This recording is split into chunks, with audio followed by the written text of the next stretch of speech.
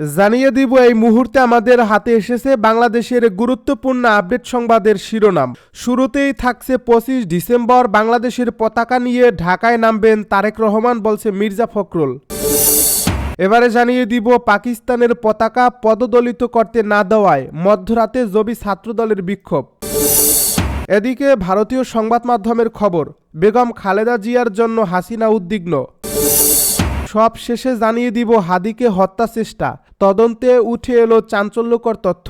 এতক্ষণ শুনছিলেন হাতে থাকা আপডেট সংবাদের শিরোনাম, এবারে বিস্তারিত। তবে তার আগে অনুরোধ রইল ভিডিওটিতে একটি লাইক এবং কমেন্ট করে জানিয়ে দিন ভিডিও সম্পর্কে আপনার মূল্যবান মতামত। আরও জানিয়ে দিন ভিডিওটি কোথা থেকে দেখছেন বা কোন জেলা থেকে দেখছেন। 25 ডিসেম্বর বাংলাদেশের পতাকা নিয়ে ঢাকায় নামবেন তারেক রহমান, বলছে মির্জা ফখরুল। বিএনপির ভারপ্রাপ্ত চেয়ারম্যান তারেক রহমান আগামী 25 ডিসেম্বর বাংলাদেশের পতাকা হাতে নিয়ে ঢাকার মাটিতে নামবেন বলে জানিয়েছেন দলটির মহাসচিব মির্জা ফখরুল ইসলাম আলমগীর। সোমবার বিকেলে রাজধানীর ইঞ্জিনিয়ার্স ইনস্টিটিউট মিলনায়তনে বিএনপি আয়োজিত বিজয় দিবসের আলোচনা সভায় তিনি কথা বলেন। সভায় প্রধান অতিথি হিসেবে ভার্চুয়ালি যুক্ত ছিলেন তারেক রহমান। আলোচনা সভার শুরুতে বিএনপি চেয়ারপারসন বেগম খালেদা জিয়ার আশু আরোগ্য কামনায় বিশেষ মোনাজাত করা হয়। মির্জা ফখরুল বলেন, 2002 সালে চীন সফরের একটি স্মৃতি তার এখনও মনে আছে। সেই সময় বেগম খালেদা জিয়া চীনের প্রধানমন্ত্রীকে তারেক রহমানকে পরিচয় করিয়ে দিয়ে বলেছিলেন, হি ইজ মাই সন। তখন চীনের প্রধানমন্ত্রী তারেক রহমানের 2 হাত ধরে বলেছিলেন, carry the flag of your father and mother.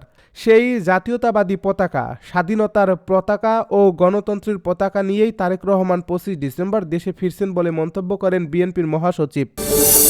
পাকিস্তানের পতাকা পদদলিত করতে না দেওয়ায় মধ্যরাতে জবি ছাত্রদলের বিক্ষোভ। জগন্নাথ বিশ্ববিদ্যালয় ক্যাম্পাসে পাকিস্তানের পতাকা একে পদদলিত করতে বাধা দেওয়ায় উপাচার্যকে অবরোধ করে বিক্ষোভ করছে শাখা ছাত্রদল। মঙ্গলবার রাত 1টার দিকে বিশ্ববিদ্যালয় প্রধান ফটকে অবস্থান নিয়ে বিক্ষোভ করতে থাকেন ছাত্রদলের নেতাকর্মীরা। তারা রাতভর উপাচার্যের গাড়ি অবরোধ করে রাখেন।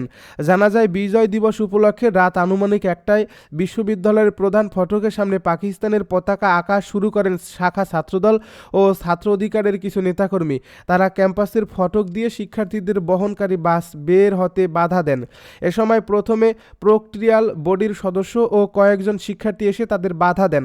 এ নিয়ে শিক্ষার্থীদের 2টি গ্রুপের মধ্যে বাকবিতণ্ডা, হাতাহাতি ও ধাওয়া পাল্টা ধাওয়ার ঘটনা ঘটে।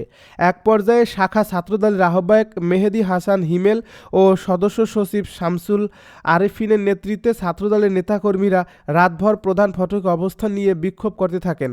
তারা উপাচার্যের গাড়ি অবরোধ করে রাখেন। পরে ভোর 5টার দিকে ছাত্রদলের নেতাকর্মীরা অবরোধ তুলে নিলে ক্যাম্পাস ছেড়ে যান উপাচার্য সহ প্রক্টরিয়াল বডির সদস্যরা।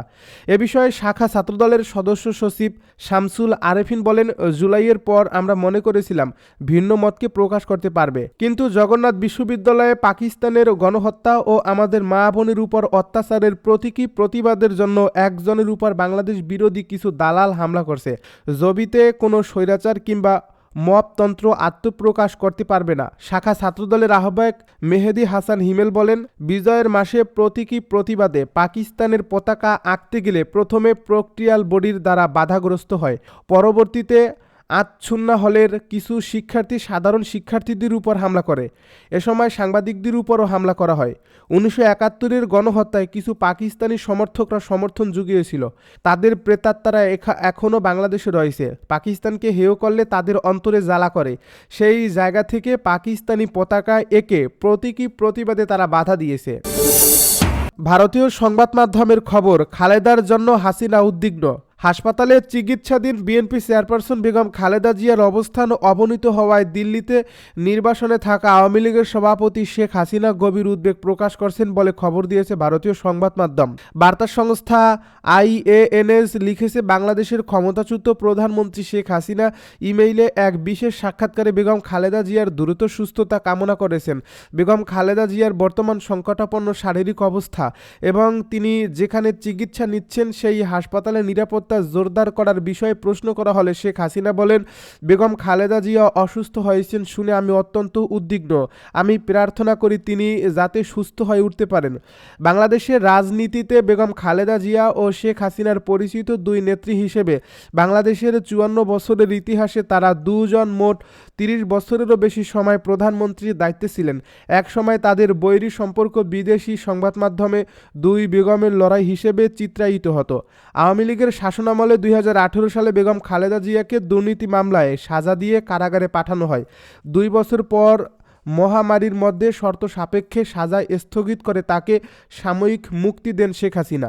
এরপর বেশ কয়েকবার বেগম খালেদা জিয়াকে হাসপাতালে ভর্তি করা হয়। তার দল ও স্বজনরা চিকিৎসার জন্য তাকে বিদেশে নিতে চাইলেও সে অনুমতি শেখ হাসিনার সরকার তখন দেয়নি। বরং বেগম খালেদার হাসপাতালে যাওয়া নিয়ে প্রকাশ্য সংবাদ সম্মেলনে কটাক্ষ করেছেন শেখ হাসিনা। 2004 সালে গ্রেনেড হামলা চালিয়ে শেখ হাসিনাকে হত্যাচেষ্টার ঘটনায় বেগম খালেদা জিয়ার বিএনপি সরকারকে দায়ী করেন আওয়ামী লীগের নেতারা। অন্যদিকে বিএনপি নেতারাও বেগম খালেদা জিয়ার অসুস্থতার জন্য শেখ হাসিনাকে দায়ী করেন। 2024 সালের গণ অভ্যুত্থানে শেখ হাসিনা টানা 15 বছরের শাসনের অবসান হয়। তিনি পালিয়ে ভারতে চলে যান। অন্যদিকে বেগম খালেদা জিয়ার পুরোপুরি মুক্তি মেলে। পরিবর্তিত পরিস্থিতিতে দুর্নীতি মামলার দায় থেকেও তাকে খালাস দেয় আদালত। আন্দোলন দমাতে মানবতা বিরোধী অপরাধের মামলায় দোষী সাব্যস্ত করে আন্তর্জাতিক অপরাধ ট্রাইব্যুনাল শেখ হাসিনাকে মৃত্যুদণ্ড দিয়েছে। এছাড়া প্লট দুর্নীতির অভিযোগে আরও 2টি মামলায় তার সাজার রায় এসেছে।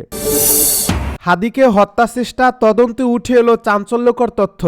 ইনকিলাব মঞ্চের মুখপাত্র ও সংসদ নির্বাচনে ঢাকা 8 আসনের সম্ভাব্য প্রার্থী শরীফ ওসমান হাদিকে গুলির ঘটনা কয়েক মাসের পরিকল্পিত হামলা বলে ধারণা করছেন তদন্ত সংশ্লিষ্ট ব্যক্তিরা। কেননা ফয়সাল ও আলমগীরের জন্য গুলি করার আগের রাতে সাভারের আশুলিয়ার একটি রিসোর্টে মৌজ মাস্তির ব্যবস্থা রাখে মাস্টারমাইন্ডেরা। গত বৃহস্পতিবার রাতে সেখানে হামলাকারী অবস্থান করেন। তাদের মনোরঞ্জনের জন্য 2 জন নারী সঙ্গীও ছিল। পরদিন শুক্রবার সকাল 8টায় তারা 2 জন রিসোর্ট থেকে বেরিয়ে ঢাকায় আসেন। জুমার নামাজের পর হাদিকে অনুসরণ করে গুলি করে পালিয়ে যান তারা। গোয়েন্দা সূত্রে এ তথ্য নিশ্চিত করেছে। গুলি করে হত্যাচেষ্টার ঘটনায় গত রবিবার রাতে রাজধানীর পল্টন থানায় দায়ের হওয়া মামলা তদন্তের জন্য ডিবিতে হস্তান্তর করা হয়। ইনকিলাব মঞ্চের সদস্য সচিব আব্দুল আল জাবের বাদী হয়ে এই মামলাটি দায়ের করেন। এই মামলায় ফয়সাল করিম মাসুদ ওরফে রাহুল সহ অজ্ঞাতনামা কয়েকজনকে আসামি করা হয়েছে। ঢাকা মহানগর গোয়েন্দা পুলিশের প্রধান অতিরিক্ত কমিশনার শফিকুল ইসলাম জানান, পল্টন থানায় দায়েরকৃত এই মামলাটি ডিবি পুলিশ তদন্ত করছে। ডিবি সূত্র জানিয়েছে, সারা দেশে তোলপাড় সৃষ্টি করা হাদিকে হত্যাচেষ্টার ঘটনায় এখন পর্যন্ত 4 জনকে গ্রেপ্তার দেখিয়ে রিমান্ডে নেওয়া হয়েছে। এর মধ্যে গতকাল শুটার ফয়সাল করিমের স্ত্রী শ্যালক ও বান্ধবীকে 5 দিনের রিমান্ড মঞ্জুর করেছেন আদালত। ঢাকার অতিরিক্ত চিফ মেট্রোপলিটন ম্যাজিস্ট্রেট জসিতা ইসলাম রিমান্ডের এই আদেশ দেন। রিমান্ড প্রাপ্তরা হলেন ফয়সালের স্ত্রী সামিয়া, তার শ্যালক শিপু ও রিসোর্টে থাকা বান্ধবী মারিয়া। এর আগে হাদিকে গুলি করার সময় ব্যবহার করা মোটরসাইকেলের মালিক আব্দুল হান্নানকে গত রবিবার 3 দিনের রিমান্ডে নেয় পুলিশ। এছাড়া এ ঘটনায় অভিযুক্ত 2 হামলাকারী ফয়সাল করিম মাসুদ ওরফে রাহুল ওরফে দাউদ খান এবং আলমগীরকে সীমান্ত পার হতে সহায়তার সন্দেহে 4 জনকে আটক করা হয়। এর মধ্যে শেরপুরের 12মারি সীমান্ত থেকে অবৈধভাবে মানুষ পারাপারে সহায়তাকারী ফিলিপের মামা শ্বশুর বেঞ্জামিন চিরান এবং ফিলিপের ঘনিষ্ঠ বন্ধু শিশিলকে আটক করে বর্ডার গার্ড বাংলাদেশ। তাদের 2 জনকে আটকের আগে ফিলিপের স্ত্রী ডেল্টা চিরান, শ্বশুর ইয়ারসন রং ডি এবং আরেক সহযোগী লুইস লেংমিনজাকে আটক করে পুলিশে সোপর্দ করার কথা জানিয়েছে বিজিবি। হাবিবুর রহমান ও মিলন নামে আলমগীরের 2 বন্ধুকে ঢাকার সাভার থেকে আটকের পর মুসলেকা নিয়ে ছাড়িয়ে দেওয়া হয়েছে। ডিবি পুলিশ জানিয়েছে, বিজিবি যাদের আটক করছে তাদের এখনও জিজ্ঞাসাবাদ করতে পারেনি তদন্ত সংশ্লিষ্টরা। আটকদের সংশ্লিষ্টতা না থাকলে মুসলেকা নিয়ে ছেড়ে দেওয়া হতে পারে। উন্নত চিকিৎসার জন্য ওসমান হাদিকে গতকাল সোমবার এয়ার অ্যাম্বুলেন্সে সিঙ্গাপুর নেওয়া হয়েছে। বাংলাদেশ সময় বিকাল 5টা 50 এয়ার অ্যাম্বুলেন্সটি সিঙ্গাপুরের শেলেতার বিমানবন্দরে অবতরণ করে। পরে তাকে সিঙ্গাপুর জেনারেল হাসপাতালে ভর্তি করা হয়।